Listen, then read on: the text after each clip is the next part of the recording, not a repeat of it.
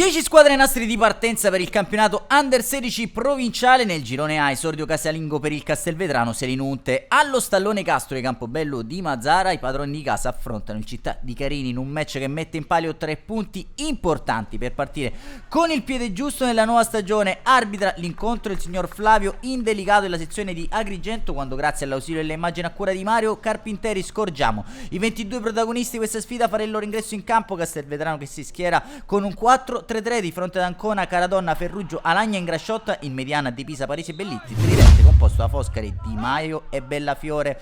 Dopo 8 giri di Lancette e Bellitti a innescare Foscari che prova il pallonetto, sorprende l'estremo difensore del Città di Carini, immediato vantaggio il Castelvetrano Selinunte.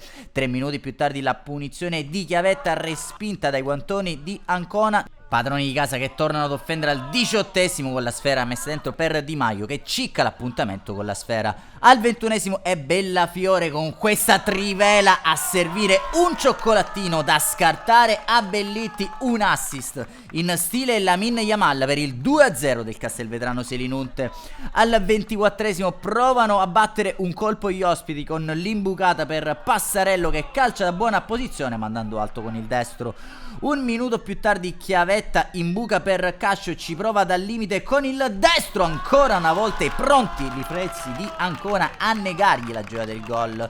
Un minuto prima della mezz'ora ci prova ancora una volta dalla distanza il Città di Carini con Chiavetta che arma un destro tremendo, vola alla sua destra, terzo intervento plastico per l'estremo difensore del Castelvetrano Selinunte. Al 31esimo apertura a sinistra per Bellafiore che calcia trovando respinta di Cottone. 2 minuti dopo la mezz'ora la punizione di Parisi messa dentro per Di Maio che questa volta non sbaglia, fa tris per il Castelvetrano Selinunte che archivia così la gara già nella prima frazione di gioco. Passiamo allora con il nostro montaggio a cura di Mirko Giacobello a quanto accaduto nella ripresa. 54esimo Caradonna per Bellafiore, ci prova con il destro a giro, questa volta è Cottone in versione Superman ad alzare in corner. Dal corner che ne segue sfera messa dentro per Alagna, prolunga di testa sul secondo palo per Bellitti e calcia trovando il salvataggio.